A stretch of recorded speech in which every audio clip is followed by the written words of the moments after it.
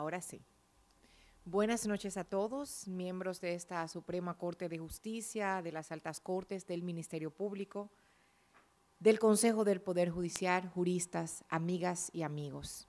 Gracias a todos ustedes por su asistencia. En nombre de la Suprema Corte de Justicia de la República Dominicana y del Consejo del Poder Judicial de la Escuela Nacional de la Judicatura y de la Universidad de Castilla-La Mancha, al igual que de la Unidad Académica, les damos la bienvenida a esta charla magistral, La decisión correcta de cara al valor de la justicia, que será impartida por el magistrado Robert Plasencia Álvarez, en ocasión de la apertura del Máster en Derecho Constitucional y Justicia Constitucional, Derechos Fundamentales y Procesos. En estos momentos les presento a los miembros de la mesa que preside este acto, el magistrado Mariano Germán Mejía, presidente de la Suprema Corte de Justicia y del Consejo del Poder Judicial.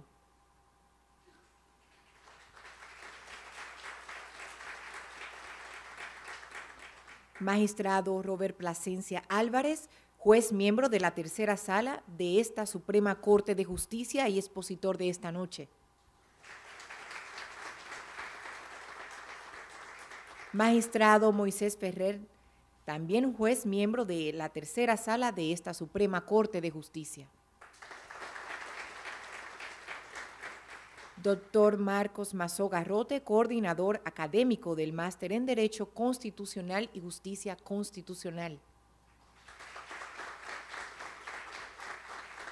También se encuentra con nosotros el licenciado Jacinto Castillo, subdirector de la Escuela Nacional de la Judicatura. Un saludo especial para todos ellos. Ahora, por favor, les pido ponerse de pies para escuchar las notas del himno nacional.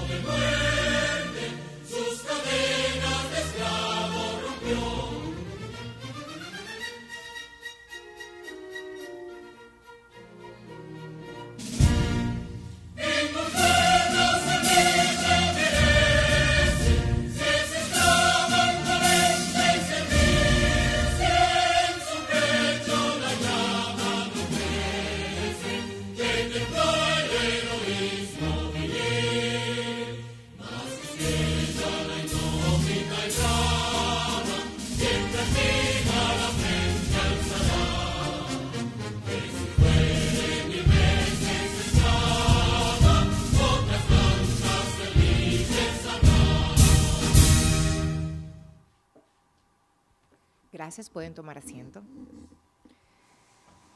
Damos inicio a este acto con las palabras de bienvenida a cargo del magistrado Moisés Ferrer Landrón, juez de la tercera sala de la Suprema Corte de Justicia, en representación del magistrado Manuel Ramón Herrera Carbucia, magistrado presidente de la tercera sala y coordinador de la unidad académica.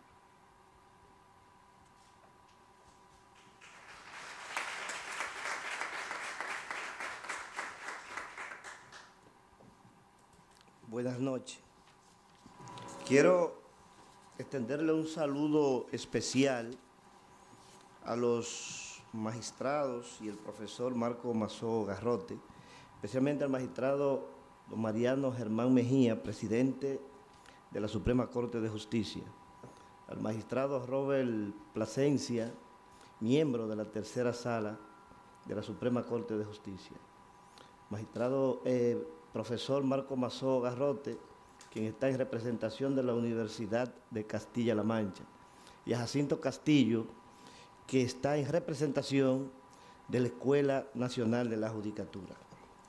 Debo decir que constituye para mí un acto de honor que recayera sobre mí desearle, en nombre del magistrado Manuel Ramón Herrera Carbucia y el mío propio, las más cordiales bienvenidas a este solemne cónclave del saber, el máster en Derecho Constitucional y Justicia Constitucional, producto de la sinergia de instituciones amantes del rigor científico y de la formación integral. Para el caso concreto, la Escuela Nacional de la Judicatura, la Unidad Académica de la Suprema Corte de Justicia y la Universidad de Castilla-La Mancha, que en ocasión del convenio pactado entre la Suprema Corte de Justicia y la Universidad de Castilla-La Mancha, UCLM, surge el máster que hoy inauguramos y que tiene como objetivo fundamental la formación y especialización de los magistrados y operadores jurídicos del Poder Judicial, desde una perspectiva práctica en el ámbito de los derechos y libertades fundamentales, en la comprensión de los principios esenciales de las constituciones democráticas y su relevancia dentro de la sociedad. Asimismo, este máster se propone desarrollar entre los maestrantes conocimiento crítico y sistemático de los derechos y libertades fundamentales, capacidad adecuada y óptima para el trabajo académico y de investigación, dominio de la técnica de interpretación y argumentación constitucional y su posición e importancia para la jurisprudencia nacional y comparada. En ese contexto académico, este posgrado realizará un recorrido sistemático por la Constitución normativa de la República Dominicana sobre la base de que ésta se constituye en un complejo entramado de valores, principios, instituciones y una estructura heterogénea que se conjuga en un sistema ideológicamente plural, representa las aspiraciones y el compromiso que asume la sociedad y el Estado en un momento histórico determinado.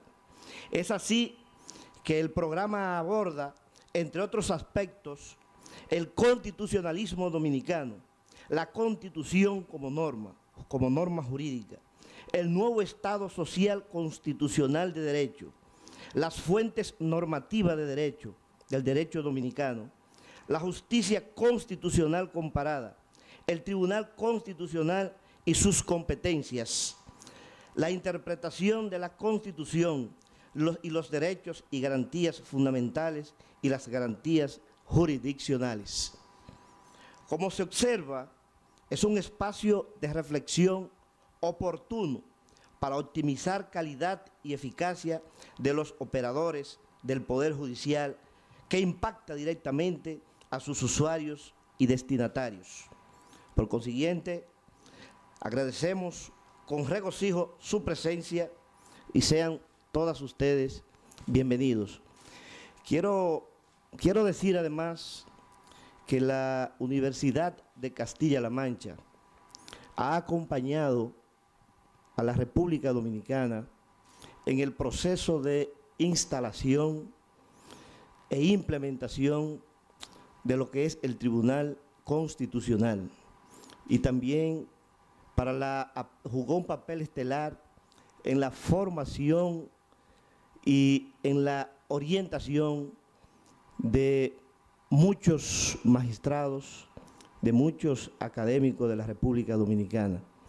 El profesor Marco Mazó Garrote ha seguido día a día lo que ha sido nuestra Constitución normativa en la República Dominicana y puedo dar testimonio de que es un académico totalmente formado y un profesor a tiempo completo. De manera que yo espero y estoy seguro de que este máster le será de mucho provecho a los jueces que ya están inscritos y que lo van a recibir, y a todos los operadores del sistema. De manera que entiendo que no pudo haber sido mejor la elección, que no pudo haber sido mejor el pacto que el presidente de la Suprema Corte de Justicia firmara con la Universidad de Castilla-La Mancha. Son excelentes académicos y profesores. Muchas gracias.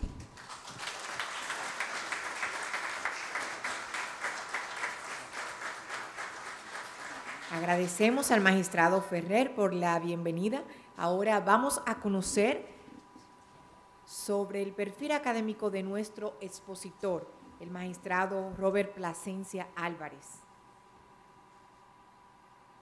Se graduó de licenciado en Derecho en la Universidad Tecnológica de Santiago, UTESA, en el año 1991. Realizó maestrías en Derecho Constitucional en la Universidad Iberoamericana, UNIBE, en Derecho Civil e Internacional Europeo en la Universidad Pantheon Assas, máster en Derecho de la Administración del Estado, Universidad de Salamanca, España, máster en Argumentación Jurídica, Universidad de Alicante, España, y doble titulación con la Universidad de Palermo. Posgrado en Derecho Civil en la Universidad Autónoma de Santo Domingo, la UAS, posgrado en Arbitraje Internacional, Universidad de La Habana, con titulación en la Universidad Complutense de Madrid y un diplomado en Legislación de Tierras.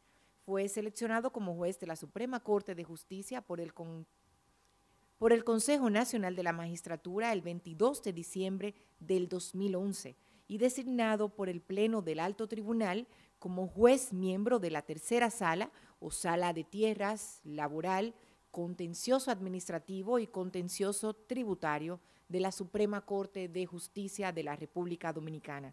En el año 1998 ingresó a la carrera judicial como juez para asuntos municipales de Boca Chica, pasando a ocupar las funciones de juez de la jurisdicción original del Tribunal de Tierras del Departamento Central, juez de la Cuarta Sala Civil y Comercial del Juzgado de Primera Instancia del Distrito Nacional, juez presidente de la Cámara Civil y Comercial del Juzgado de Primera Instancia del Distrito Nacional y juez miembro de la Segunda Sala de la Cámara Civil y Comercial de la Corte de Apelación del Distrito Nacional, función que desempeñaba al momento de ser escogido como juez de la Suprema Corte de Justicia. Sin más, recibamos al magistrado Robert Plasencia con la charla magistral titulada La decisión correcta de cara al valor de la justicia.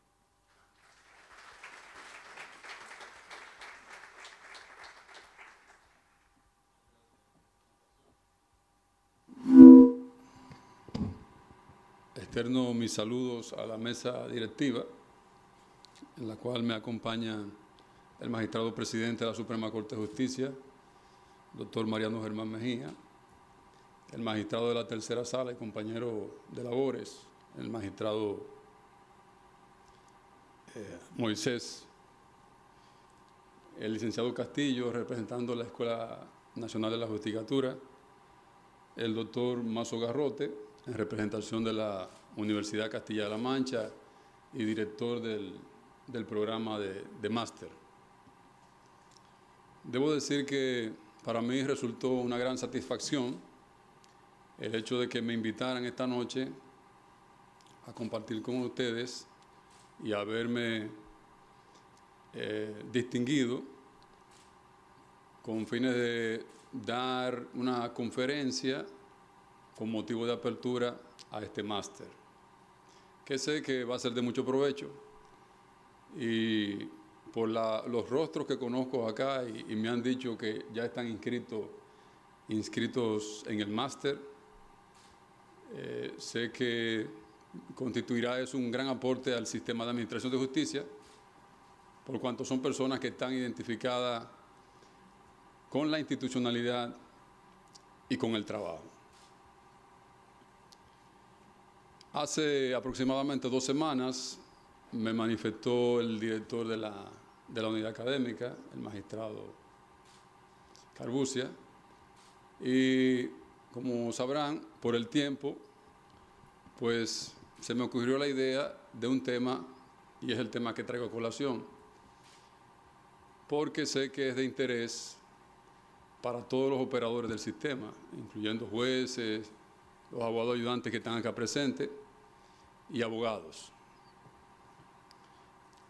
La decisión correcta de cara al valor justicia implica necesariamente que tenemos que hablar de la justicia, concibiendo desde ya la idea de que la justicia es el fin o el propósito esencial de toda sociedad organizada. Pienso desarrollar el tema, no sin antes decir que incluso el tema de justicia es un asunto cotidiano. Eso lo vemos inclusive en personas de toda índole, incluyendo hasta niños. Hay casos de niños que reclaman en su casa, ¿por qué a mi hermanito le dieron mayor parte del pastel y a mí no? Eso invoca necesariamente una apelación a un trato de igualdad. Pudiera decirse que una persona que conozca un poco de esta teoría le diría, bueno, si podría decir una solución sería, conforme a la categoría esencial de cada quien, le daría mayor pastel a tu hermanito más grande porque está en etapa de adolescencia, está en deporte y por lo tanto consume más calorías. Esa podría ser una respuesta aceptada. El tema lo voy a dividir en 3 etapas. Todo lo que tiene que ver con justicia se remonta a la antigüedad. Necesariamente hay que mencionar las ideas desde los comienzos, que surgieron en los comienzos de las civilizaciones en Grecia, en tanto constituyen ellos la vela que habilitó surcar los mares del conocimiento. En ese sentido, adopto la expresión utilizada por Italo Calvino que decía, siempre de la lectura de los clásicos se obtiene una respuesta nueva. Por consiguiente, vamos a hablar de los clásicos en síntesis. Vamos a hablar en síntesis también, dado el tiempo. Una conferencia no puede extenderse tanto porque, por misericordia del auditorio, pues amerita distribuir el tiempo razonablemente. Vamos a hablar un poco de lo que es la teoría de justicia, que si bien hizo su aporte la época llamada de los ilustrados, la época de la modernidad, en cuanto a la teoría política, pero sí dejaron entrever su concepción de la justicia, y a esa parte que me voy a referir. Y luego pasaré al final a hablar de 2 teorías que se pueden decir que son contemporáneas, la libertaria y la utilitarista, y para hacer esto un poquito más entretenido al final, pues citaré algunos casos, unos hipotéticos y otros casos reales, que nos permitirán ver la deficiencia de algunos de estos postulados, sea utilitarismo o sea libertario. Y que hay algo más. Pues, yéndonos entonces a los clásicos, tenemos la etapa animista. En esa etapa comienza el hombre a entender, su preocupación era entender los fenómenos de la naturaleza y lo asocia a la entidad humana, o sea, ve la naturaleza conforme al comportamiento del hombre.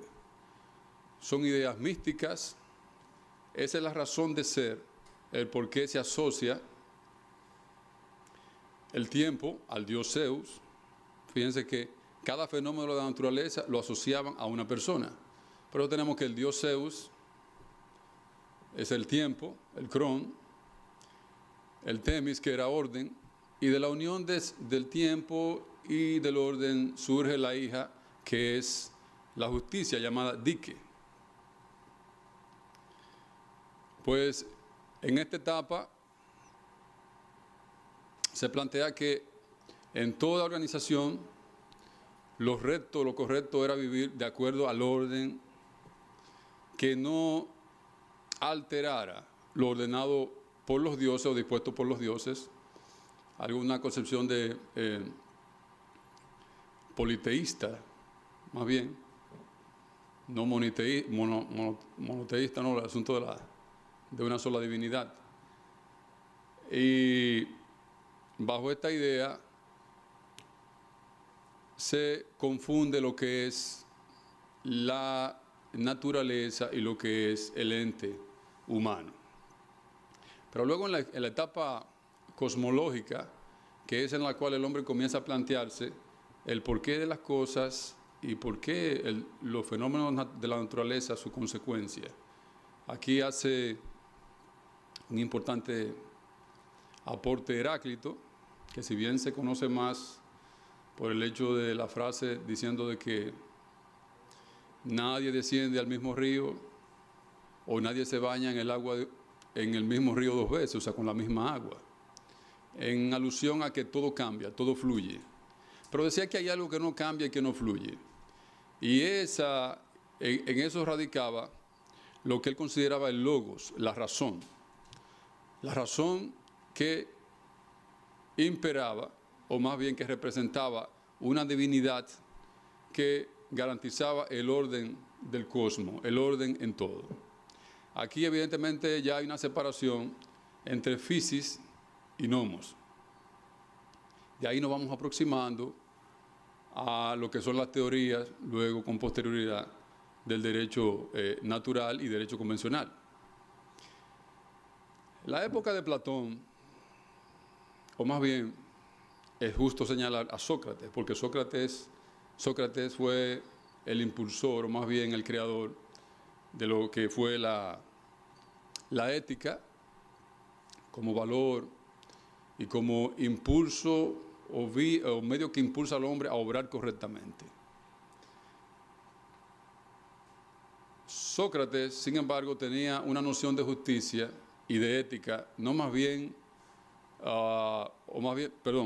de justicia, asociado a lo que eran las disposiciones de la sociedad, del orden donde se vivía.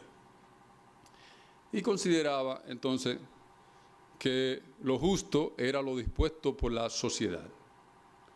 Eso lo deja reflejado en su conversatorio con Critón, cuando Critón le recomienda huir para escapar de la sentencia que le condenaba a muerte.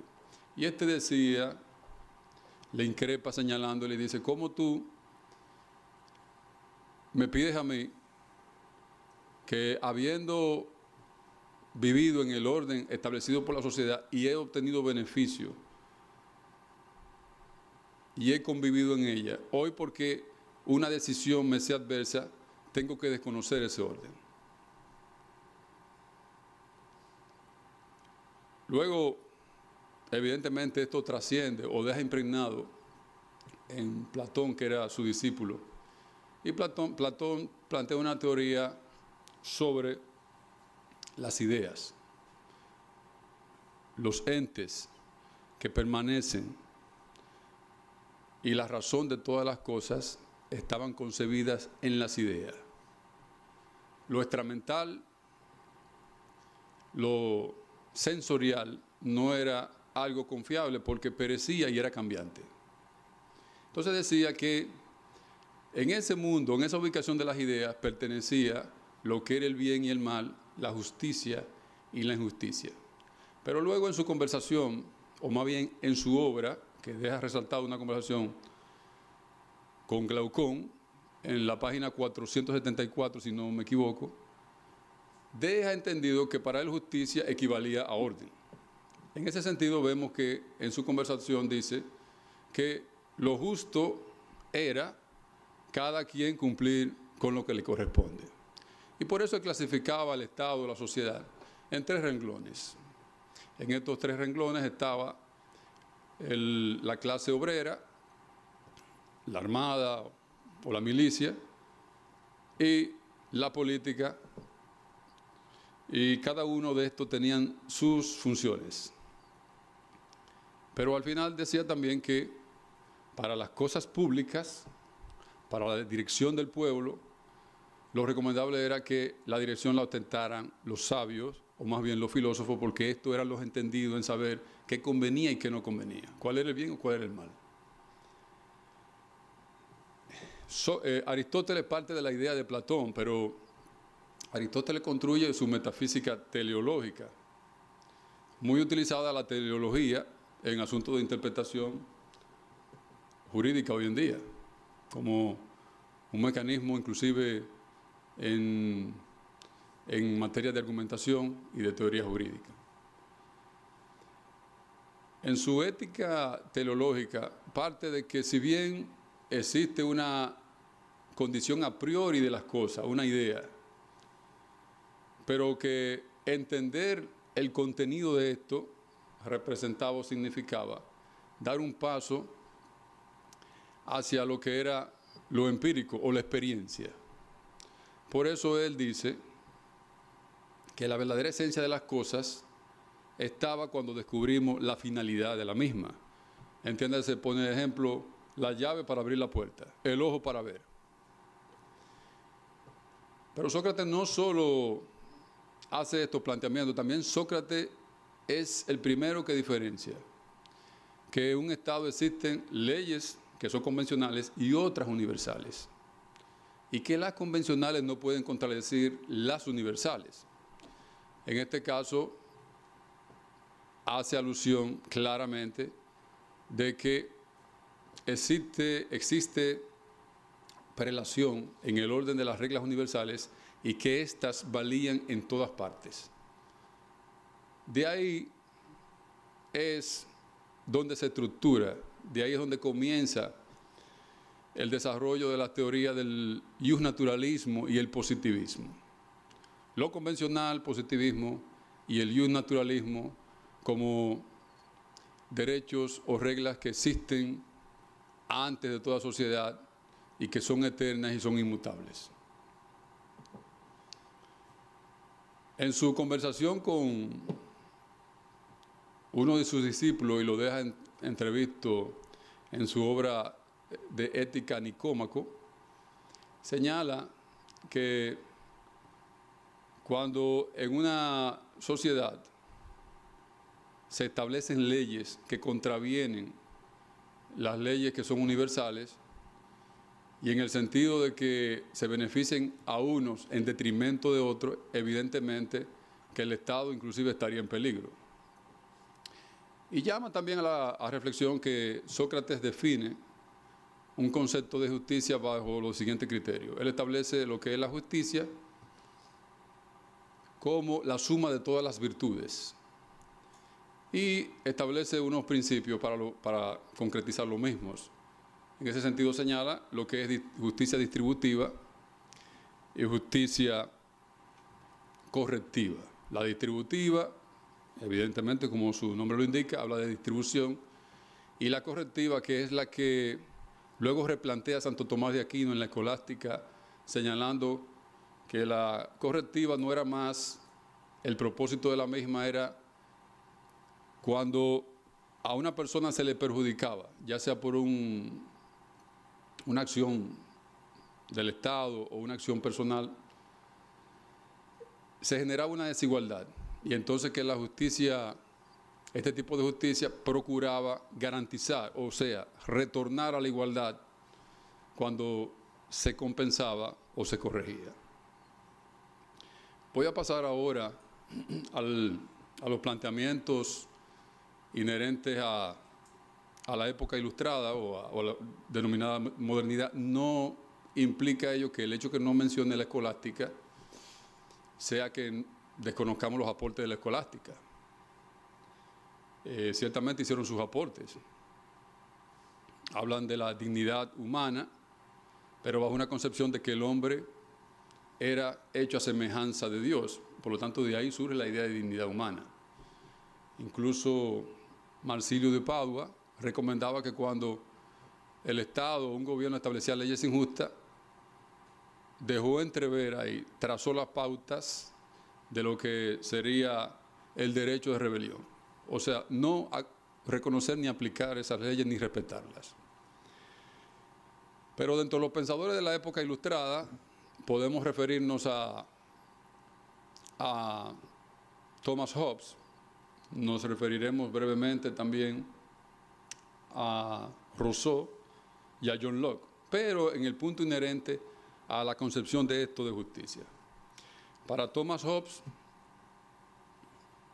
el hombre, en su estado natural, sí poseía bienes, Entre ellos estaba la vida, la libertad, pero que dada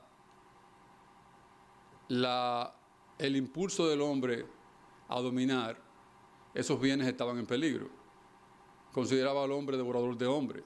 Comparaba inclusive con las bestias y los lobos, decía que estos daban señales de mayor sociabilidad o de más sociabilidad que el mismo hombre, por cuanto entre ellos se protegían para conservar la especie. Por eso entendía que el Estado era una necesidad para preservar a los débiles de los fuertes. Entonces, bajo esa visión contractualista, vamos a decir así, derecho y justicia era lo que establecía el Estado. Para él ya no, o sea, él no reconocía ningún tipo de derecho en el estado de la naturaleza, por las razones que le explico, o que le expliqué. En cambio, Rousseau tiene una visión distinta. Rousseau ve al hombre en su estado natural como un individuo, sí, que tiene bienes, pero que es indiferente. No conoce de pasiones,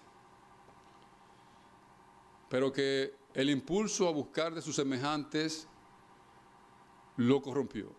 Y por el hecho de estar corrompido, entonces, se ve la necesidad de elaborar o de plantear lo que es el contacto social, puesto que ya una vez que el hombre avanza, no puede retroceder. O sea, una vez el hombre avanzó y dio un paso, no podía volver, estaba imposibilitado volver al estado natural.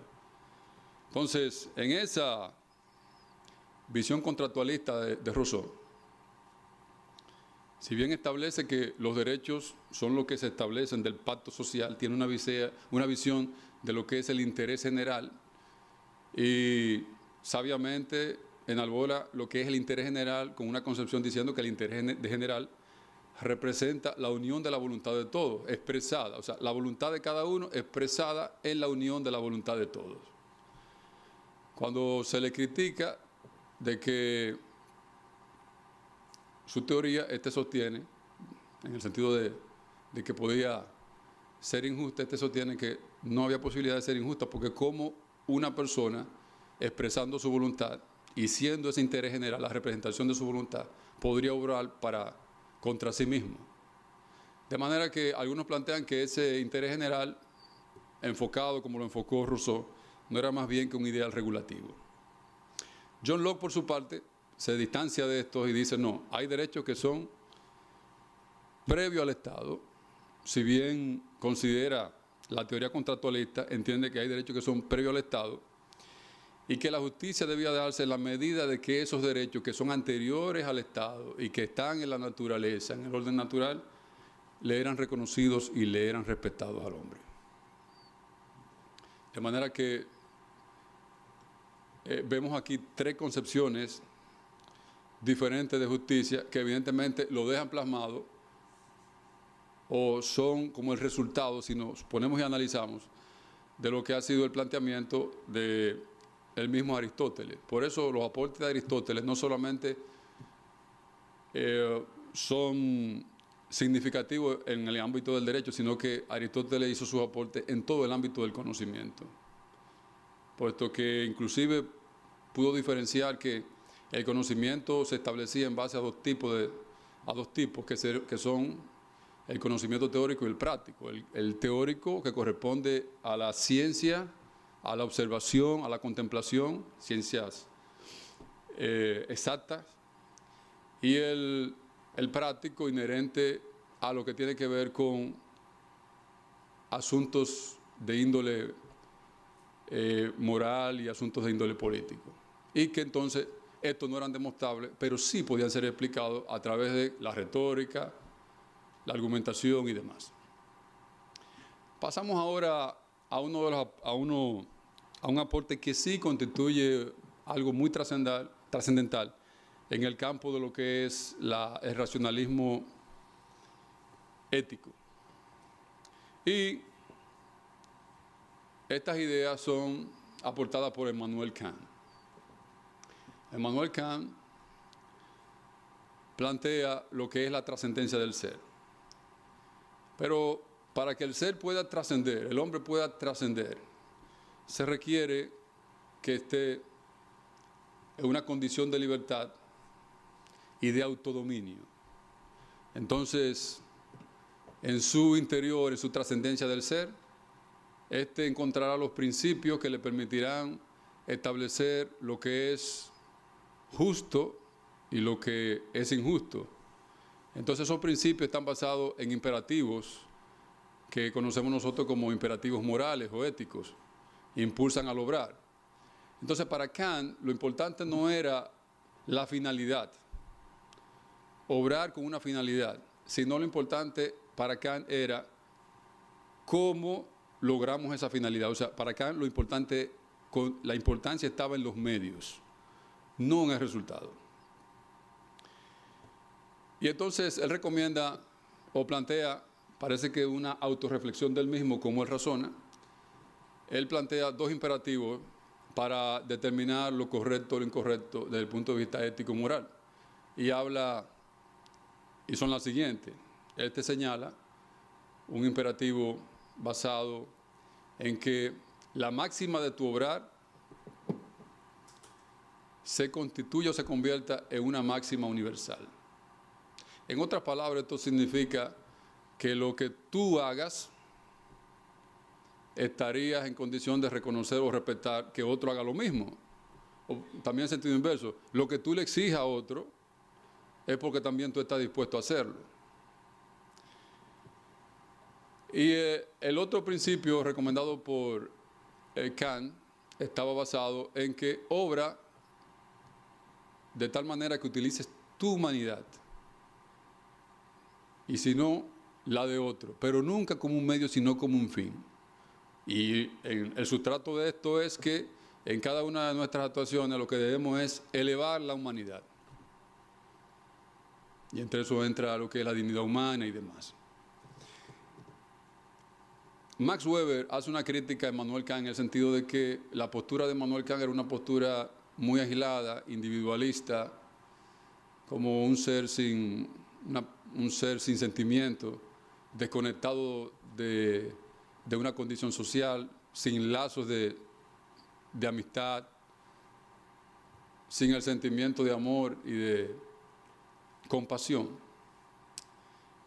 Es posible que haya actuado de forma muy egoísta para hacer estos planteamientos, pero lo importante de esto es que a través de los imperativos podemos distanciarnos en ocasiones de lo que son los fines perseguidos por cada una de nuestras actuaciones. Y esto tiene un aporte importantísimo en materia de interpretación jurídica. Porque, como le dije, una de las técnicas, uno de los mecanismos de interpretación es el aspecto teleológico. Pero siempre los fines justificarían los medios. Kant diría que si los medios, por mayor que sea la satisfacción que un fin pueda proporcionar, Kant dice que si los medios eran éticamente reprochables, no vale la pena y no deben cumplirse. Jeremías Bentham, ahora vamos a pasar a lo que es la teoría consecuencialista, pero en la rama de lo que es el utilitarismo. Para Jeremías Bentham, un filósofo inglés de finales del siglo XVIII, tiene una concepción de justicia y del obrar correctamente en la siguiente manera. Este decía que entre las variantes que se tiene a veces en la toma de decisiones o para asumir una postura determinada, siempre el ser humano se inclina a la variante que represente la mayor satisfacción o represente la menor pérdida o el menor sacrificio. Entonces, aquí está clara la idea de que el planteamiento de Jeremías Bentham era un planteamiento basado en una visión materialista, en una visión del hedonismo, del placer, de la felicidad. John Stuart Mill, otro inglés unos 20 años después, se da cuenta de la deficiencia, aún abanderado con esa teoría, se da cuenta de la deficiencia y dice, no, o sea, utilitarismo no significa una postura egoísta, inclusive lo reformula en el sentido de que implicaría inclusive sacrificar a algunos para beneficiar mayorías. O sea, la concepción de Miller es que justificaría el sacrificio de uno para beneficio de mayorías. En el año 1945, Chaim Perelman, un polaco, plantea una visión de justicia y la asimila con una fórmula de justicia basada en la igualdad de trato. O sea, aquí Perelman plantea un ideal formal, una visión formalista de la justicia, pero con el propósito de que materialmente sea posible, este plantea unos principios. Y los principios que este establece, entre ellos están cada quien conforme a sus aportes, cada quien conforme a sus necesidades y cada quien conforme a su capacidad. En el cada quien conforme a sus necesidades, este establece, y es lo que sirve de plataforma a lo que es el Estado social, en cierta forma, este establece que cuando hablamos cada quien conforme a sus necesidades, hay que destacar determinadas condiciones esenciales. Y cuando hablamos de determinadas condiciones esenciales, si lo aplicamos a un caso hipotético, podría ser que el Estado haya establecido un sistema de proveer viviendas a familias, a personas necesitadas. Entonces, ahí habría que establecer con la fórmula de cada quien conforme a sus necesidades, entonces, ¿cuáles serían las categorías esenciales a tomar en cuenta? O sea, se va a tratar de madre soltera, la que le vamos a dar los techos, tendrían prioridad de ellos, o personas o familias que no tienen, familias que solamente o sea, no tienen hijos o los que tienen hijos. O sea, tomando en cuenta esa categoría esencial, entonces él dice que se podría llegar a lo que es una justicia material. Y cada quien conforme a la capacidad, entonces ahí está planteado lo que se utiliza mucho en materia tributaria, de la capacidad contributiva o impositiva. Por su parte, en el año 1971, un filósofo y jurista norteamericano, John Rawls, plantea y señala una idea de justicia, y para él justicia es imparcialidad. El dilema de Perelman es que, o sea, más bien él plantea una fórmula y es la siguiente. Primero parte de lo que es el velo de la ignorancia. Él reformula la tesis contractualista partiendo de que todos somos desposeídos, no tenemos interés ni pretensiones. Y él asimila esto como que todos subamos a un barco y una vez en ese barco sabemos que el barco tiene que navegar, pero no estamos ninguno predeterminado a realizar funciones. O sea, no se sabe quién es el marinero, no se sabe quién es el cocinero y demás. Entonces, partiendo de ese velo de la ignorancia, entonces llega a lo que es otra parte que le denomina bienes primarios. Una vez entonces estamos allí, plantea él, hay que descubrir cuáles son los bienes primarios. Alimentación, salud, la vida, etc. Entonces, una vez obtenemos eso, entonces pasamos a otra etapa, que sería el establecimiento de determinados principios que van a regir entonces el conglomerado. Lo importante de esos principios es que uno de ellos... No, estoy bien, gracias. Lo importante de estos principios es que uno de ellos y por el cual yo particularmente entiendo que constituye un gran aporte, es el principio de diferencia. El principio de diferencia él lo desarrolla de la siguiente manera, dice que estaría justificado un trato diferente siempre y cuando a el tratado de manera diferente vaya a ser beneficiado.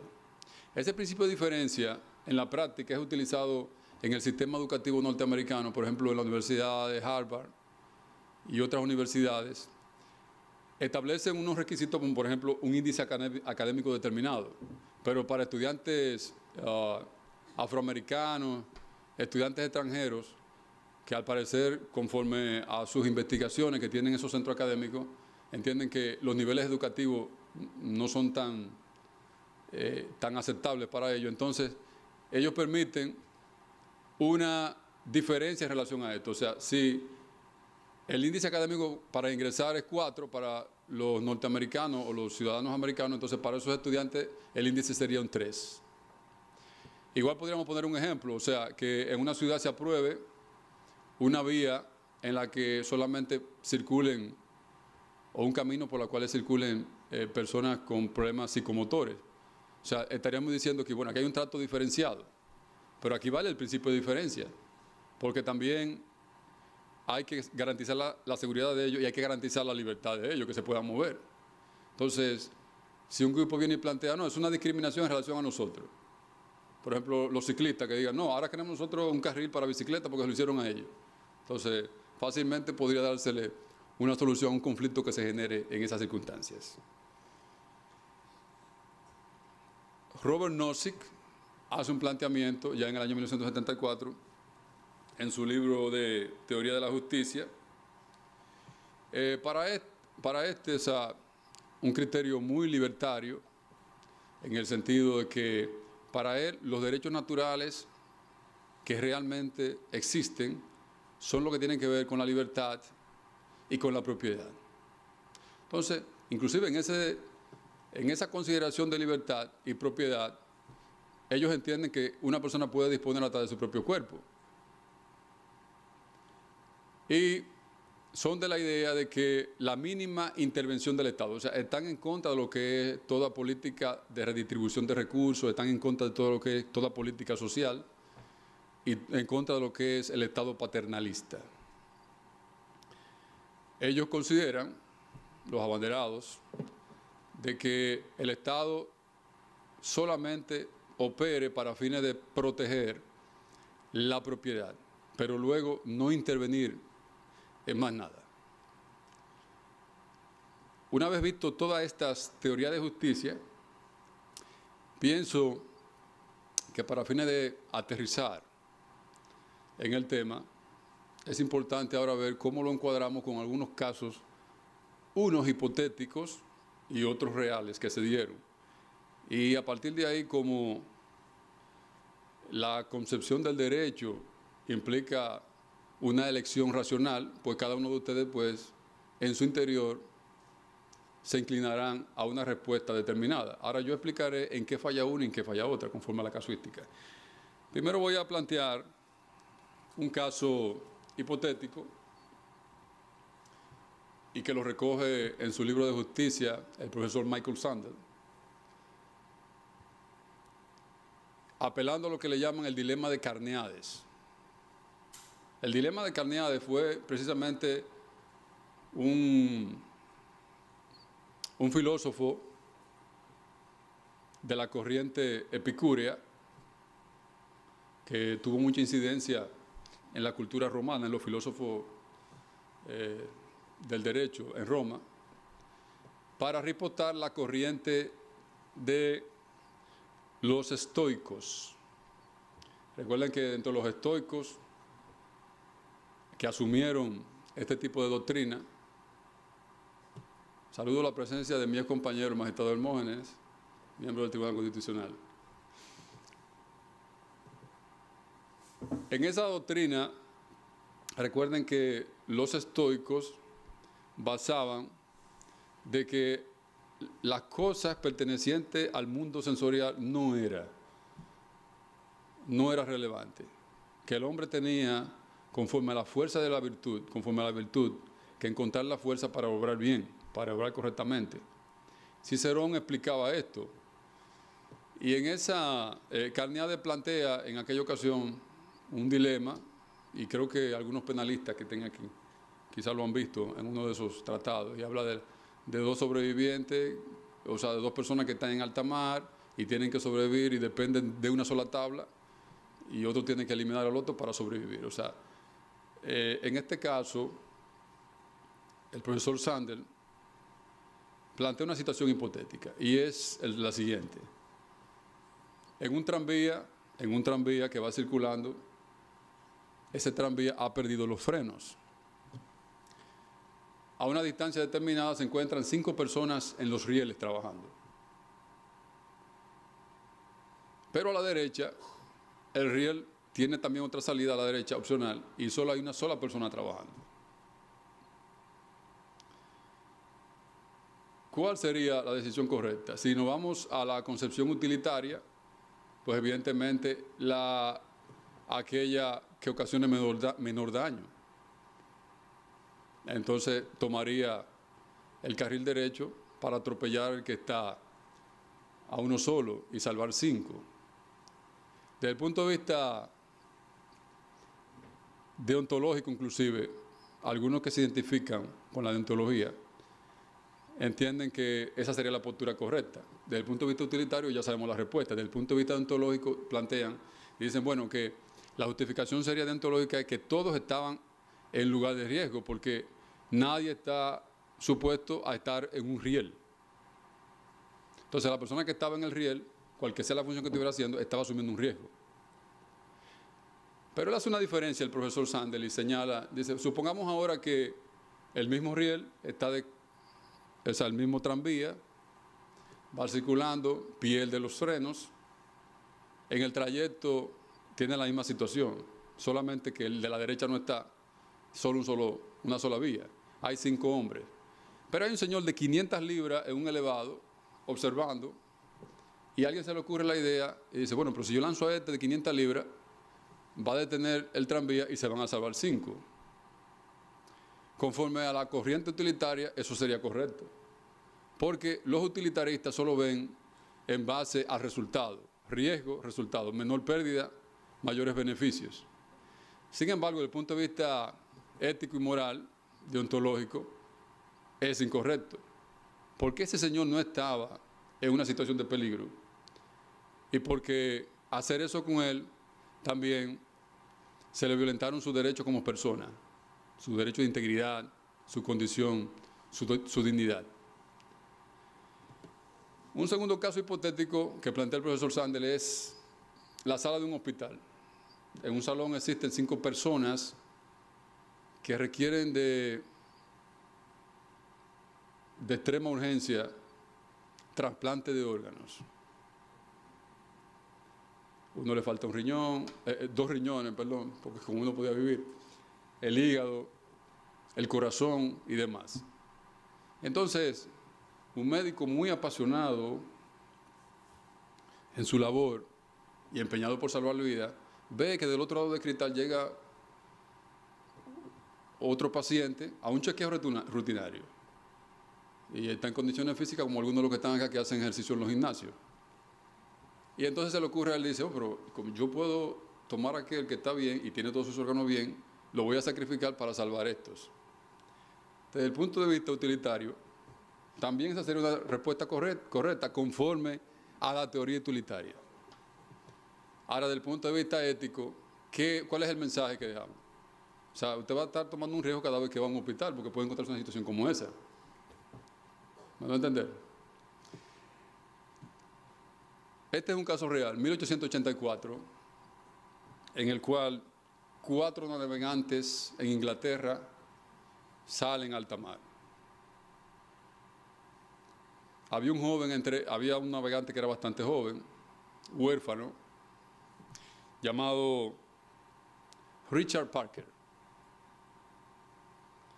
Richard Parker asume esta empresa como una experiencia para él y para demostrarle a su compañero allá en tierra que ya era un hombre. Resulta que el mar como dicen algunos, es muy misterioso y tiene cosas, o sea, la naturaleza es impredecible. Pues ellos naufragan y apenas se salvan de morir ahogados mediante un pequeño bote salvavidas. Después de varios días, 3 días, encuentran una tortuga, pueden atrapar una tortuga que va navegando, que va nadando, se comen la tortuga. Ya luego, ya a los 5 días, hay 2 de ellos que están acariciando la idea de eliminar a Parker, porque Parker era, primero dijeron, oye, bueno, este no tiene familia, es el más joven, nosotros tenemos familias que nos esperan, y además de eso está dando síntomas de enfermedad.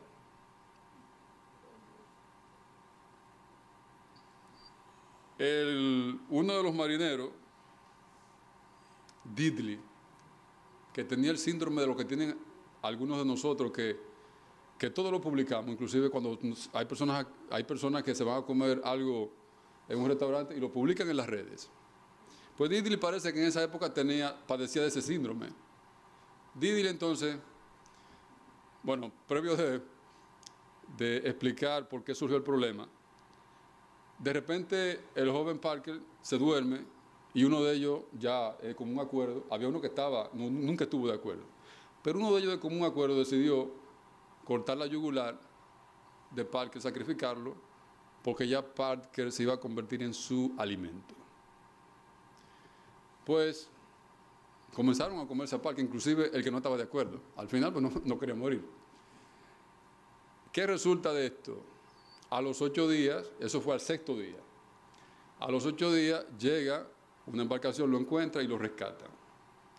Pues padeciendo Diddley del síndrome que le digo, ha publicado un libro, un diario, y él explica toda su travesía y narra en el libro diciendo, en el 8º día cuando estábamos en nuestro desayuno, ya ustedes saben cuál era el desayuno, ¿verdad?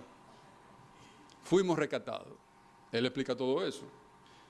Entonces, ya en tierra tuvieron que enfrentar un problema en los tribunales y sirvió de testigo entonces el compañero que no estuvo de acuerdo. La decisión del caso realmente unos alegaban que supervivencia, situación extrema, pero la corte determinó que ellos no estaban, o sea, no habían condiciones, ellos no eran quienes podían juzgar esa situación extrema. Y entendieron que a Parker se le violentaron sus derechos humanos.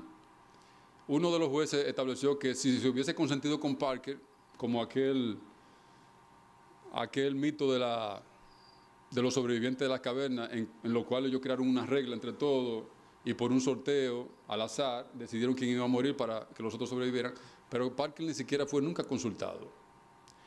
Conforme a la teoría utilitaria, la decisión de ellos fue correcta, porque así se salvaban 3. Pero desde el punto de vista deontológico, y acordándonos de lo que planteamos hace un rato, lo de Kant, fíjese que en el mito de los sobrevivientes de la caverna, cada uno de ellos estuvieron de acuerdo y entendían que lo que se establecía ahí estaban dispuestos a cumplirlo. Y como decía Kant, ¿estarían ellos dispuestos a cumplir también, a prestarse de alimento de los otros? O sea, aquí realmente lo que se aplicó fue la fuerza, o sea, el más fuerte sobre el débil. Hubo una desigualdad total. Ahora, conforme a la concepción libertaria, que ya usted sabe que Robert Knox fue el principal representante, y de ahí surge lo que es la teoría de la economía del derecho, en donde se evalúa, no importa la transgresión, si hay un derecho fundamental en juego, si hay un aspecto moral en juego, lo que se evalúa aquí son las condiciones económicas, o sea, inversión, tiempo, riesgo y demás. Conforme la teoría de Nozick, vamos a ver ahora unos ejemplos del libertarismo. En el verano del 2004 impactó el estado de Florida el huracán Charlie. Esto trajo unas consecuencias desastrosas. Había escasez de agua, de alimentos. Imagínense el verano en Estados Unidos después de una tormenta. Si aquí es fuerte el verano después del ciclón, por ejemplo el George, que me acuerdo, imagínense en Estados Unidos que es más caliente, el verano es más caliente. Pues Los comerciantes que no fueron afectados decidieron hacer, como decimos nosotros, su agosto. Incrementaron todos los precios. Habían personas que no tenían dónde dormir. Los hoteles se dispararon a un 500%. Y el Estado, entonces, de urgencia tuvo que promover. Usted sabe que Estados Unidos es un Estado, cada Estado tiene su propio especie de Congreso, ¿no? Entonces, el gobernador tuvo que intervenir en el Estado y se aprobó una ley de urgencia para regular ese tipo de práctica. Los abanderados del libertarismo dijeron que eso violentaba la libertad. Pero el tribunal decidió al final de cuentas que nadie puede sacar provecho de la tragedia de otro. O sea, aquí había un componente también moral en esta decisión. El caso del canibalismo. En el año 2001, eso se da en Alemania, en Rothenburg, inclusive se llama el caníbal de Rothenburg. El señor Bernhard Jürgen Brandes publica, de 43 años, publica en la página de internet una oferta simplemente para satisfacer experiencia, vamos a decir así, de quién estaba dispuesto a ser comido. Increíblemente, tuvo que rechazar 400 ofertas, pero finalmente consintió con uno y se pusieron de acuerdo en un café y le garantizó que no iba a sufrir en la muerte ni nada de eso. Ese convencido respondía al nombre de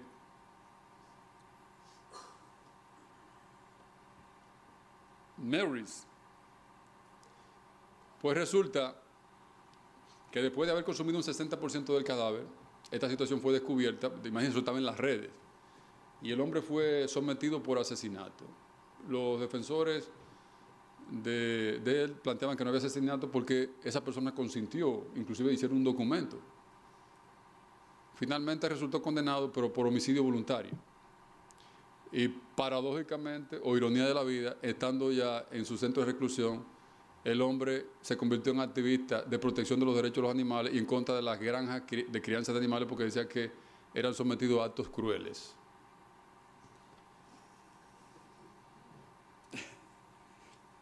Las conductas humanas.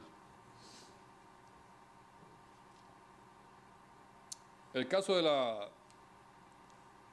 maternidad subrogada, que ya hoy en día no daría mucho conflicto porque conforme a la biogenética ya hay muchos métodos de concepción, pero en ese tiempo estamos hablando del año 1985, un licenciado en laboratorio llamado William Stern y su esposa médico pediatra Elizabeth Stern. Esta padecía de esclerosis múltiple, por lo tanto no podía procrear ni podía someterse a un tratamiento de estimulación de hormonas para fines de facilitar procreación. Establecieron un contrato o acordaron con la señora Mary Beth, ese es el caso Mary Beth, en el estado de Connecticut. Establecieron con ella un contrato de pagarle $10,000 para que ésta concibiera y una vez concibiera entonces entregar el niño a la pareja.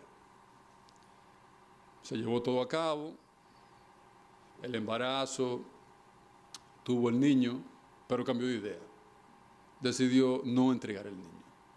El caso fue hasta la corte y el tribunal de primer grado, podríamos decir así, estableció que sí, que existió un contrato y que estaban obligados por el contrato y ya tenían que entregar el niño. O sea, ese juez adoptó la teoría libertaria de que conforme a la voluntad de las partes y a la libertad, esto estaba correctamente convenido. Pero la Suprema del Estado de Connecticut estableció que eso era inválido, porque las condiciones parentales, los vínculos parentales no podían ser objeto de convenios. Evidentemente que esta corte se fue por un criterio de deontología, o sea, hizo valer por encima de lo que es la libertad o convenio y hasta de utilidad, si se quiere ver así, con la teoría utilitarista, estableció que siempre hay algo, o sea, que en este caso había algo superior, estaban envueltos ciertos valores, estaban envueltos cierta práctica que no podían ser corrompidas.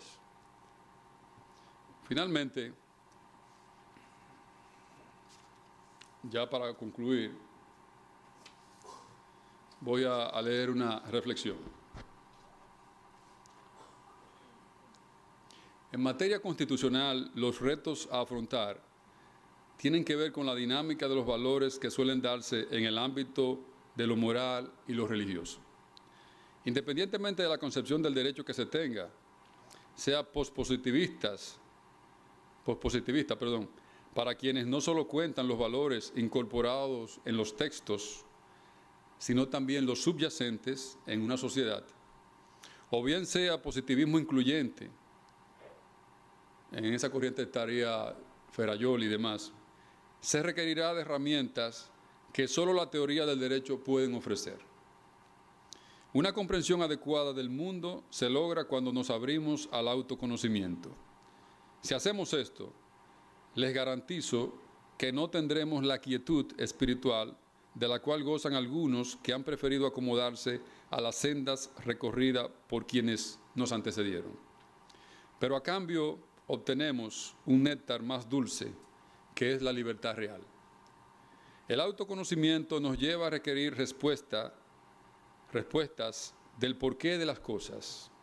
Pero aclaro, esto es un asunto de libre elección. A diferencia de lo señalado por Aristóteles, de que existían hombres esclavos por naturaleza, podemos afirmar que negarse al autoconocimiento limita nuestra libertad y paradójicamente nos convertimos en esclavos por elección. Muchas gracias.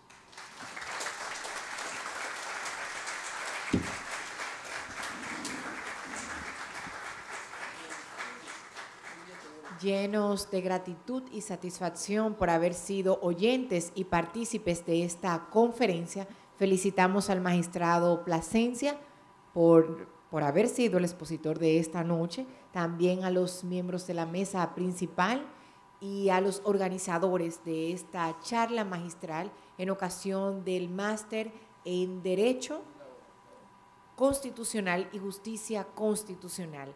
A continuación, les invitamos a escuchar las palabras de clausura por parte del coordinador académico del máster. Con ustedes, el doctor Marcos Mazó Garrote.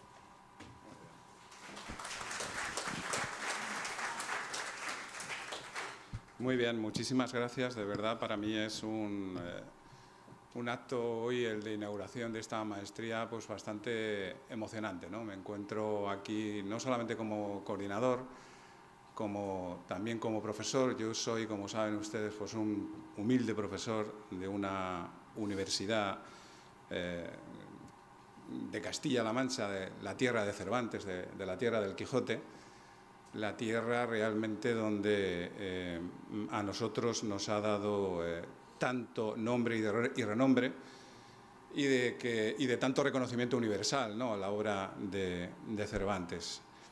Quiero agradecer en primer lugar al presidente don Mariano Germán su presencia aquí en este acto inaugural, también a los magistrados que nos acompañan de la Corte Suprema por estar aquí con nosotros, acompañándonos en esta nueva aventura académica. Quiero agradecer especialmente a Moisés por esas palabras de cariño, de cercanía, que tú bien conoces de otras aventuras académicas que has podido disfrutar y que ellos ahora van a poder de nuevo revivir, ¿no?, de aquellos cursos que tú mismo has disfrutado. Agradecer también a Robert, magnífica conferencia. Es muy difícil establecer una labor de síntesis, en un tema tan complejo. La verdad que es que a mí me motiva mucho entrar en el debate y en el diálogo con Robert, pero no creo que lo vaya a hacer ahora. No creo que lo voy a hacer ahora, porque no creo que sea el momento. Con vosotros me voy a encontrar muchas veces, me voy a encontrar en algunas de las clases. Ayer tuve la oportunidad ya de encerrarme con vosotros 3 horas para hablar un poco de metodología, introducción conceptual. Pero si es verdad, voy a apuntar simplemente brevemente una consideración, alguna cuestión, algún apunte, alguna postilla a lo que has comentado. Y es verdad que desde la filosofía, desde la teoría del derecho, hay una cierta aproximación a lo que es el derecho constitucional. Es decir, decía Konrad Hesse, un autor alemán al que yo leo mucho y sigo mucho, que la idea de constitución o la idea de norma constitucional es un concepto de síntesis, un concepto de síntesis que de alguna manera viene a conjuntar la filosofía, la sociología, la historia, un conjunto de síntesis que viene a no rehuir el conflicto nunca. Es decir, el derecho constitucional implica necesariamente la previa existencia del conflicto, que es la idea que pretende resolver la idea de justicia, la idea de justicia. Y en esa idea, y esto sí que lo advierto a mis maestrantes, es muy importante asociar la idea de justicia a la idea de la ley. O sea, es imposible separar la idea de justicia. La idea de justicia es una idea moral, es una idea que proviene fundamentalmente de la filosofía y de la teoría. Pero en el ámbito de la Constitución no nos podemos olvidar que la idea de justicia tiene que estar asociada a la norma constitucional, tiene que estar asociado a la ley y al derecho. Y es verdad, ¿no?, que podemos fundamentar sobre la base de la ley si son previos, si son naturalistas, si son fundamentalistas, si son previos, pero es realmente desde la Constitución donde nos vamos a encontrar en ese ejercicio, en ese concepto de síntesis, donde vamos a poder encontrar o vamos a poder resolver los distintos conflictos que se plantean entre los distintos bienes jurídicos constitucionales para llegar a la idea de justicia, que a veces es una idea de justicia contradictoria, porque cuando dictamos una sentencia, pues la idea de la justicia se la damos a uno, pero a otro se la negamos. Por tanto, es un valor utilitarista, subjetivo, pero al final la idea de justicia es la que refleja la ley y la que realmente se constata en una sentencia. Puede gustar más o puede gustar menos, pero es la que está fundamentada la ley, es la que está argumentada la ley y es la que está basada en la norma constitucional. Nosotros vamos a hablar aquí, Robert, mucho sobre interpretación, además tarea que a mí realmente interpretación constitucional, que realmente me apasiona, porque yo creo que se está dando en el mundo occidental una convergencia entre la filosofía y el derecho.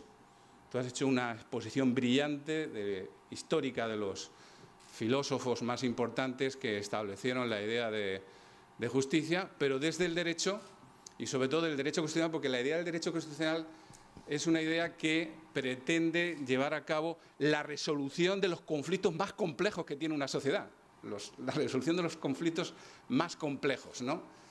Eso es lo que pretende un poco resolver el derecho constitucional, acercarse a la idea de justicia. No quiere decir que la alcance, es una pretensión, es un fin. En este máster nos vamos a atrever a aproximarnos a esa idea tan compleja, Yo quería también agradecer muy especialmente a Jacinto, que está aquí en representación de la escuela, y quería agradecer también en tu nombre a Gervasia, porque la verdad que sin vosotros, sin vuestro apoyo, esto no hubiera sido igual. Realmente habéis hecho una labor de gestión magnífica y quiero agradecerlo públicamente, como también a los miembros del Consejo General del Poder Judicial. Aquí está representado Radamés, también antiguo alumno de otros programas de formación, al magistrado Justiniano, también otro de los padrinazgos que hemos tenido también en esta maestría. De agradecerle también a Hermógenes, también, que va a formar parte también como profesor de esta maestría. Lo vais a tener también en la impartición de uno de los módulos. y agradecer a todas aquellas personas que, bueno, en su quehacer, Carolina, Jordan y todas aquellas personas que han estado en la labor administrativa, toda la labor que han hecho. Yo quiero simplemente daros la bienvenida. Creo que estáis en un proceso de vivir una aventura académica magnífica. Esta mañana he tenido la oportunidad de hablar con mi rector, que se ha comprometido ya públicamente a clausurar esta maestría. Entonces estará con nosotros en Santo Domingo pues cuando acabemos la maestría. Esto es un compromiso que ha asumido mi rector.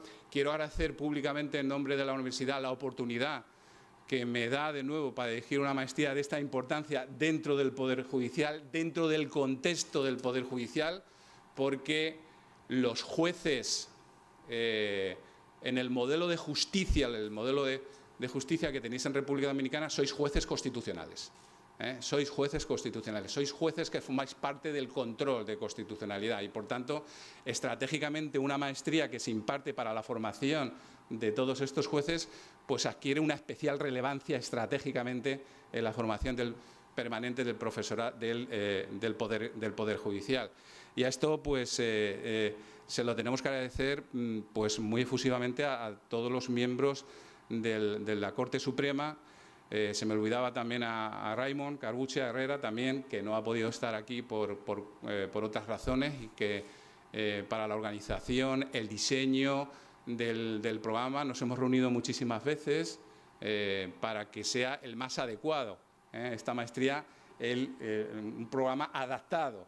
No solamente es un programa internacional, sino que es un programa que está adaptado a la modalidad y al modelo de la Constitución que adopta la República Dominicana.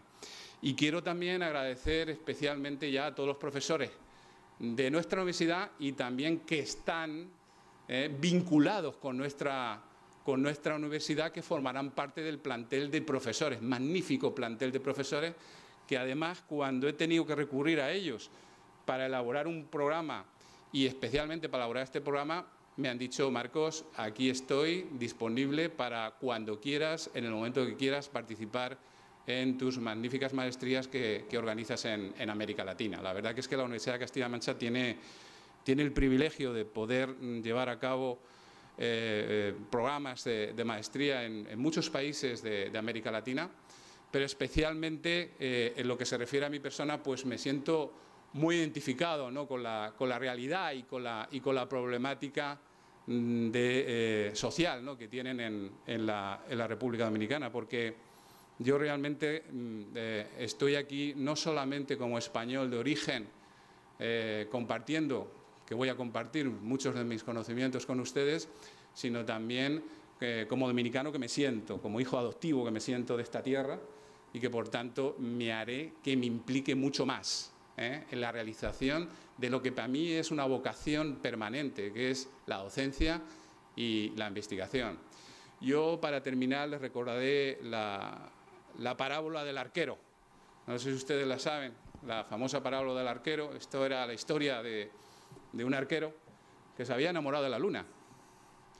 Se había enamorado de la luna y en un momento determinado pues quiso conquistar la luna y no tenía más remedio este arquero que tirarle flechas a la luna para conquistarla, y se tiraba todos los días tirando flechas a la luna para que la luna viniera a su vera.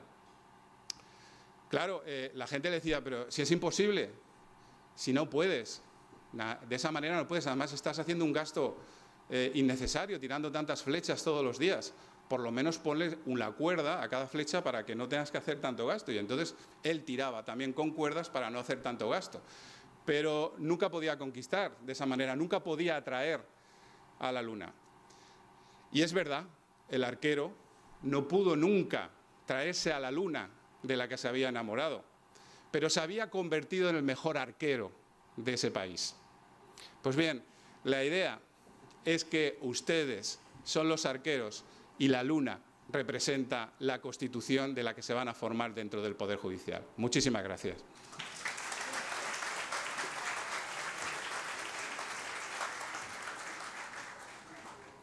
Muchísimas gracias a todos ustedes por su asistencia y por su apoyo.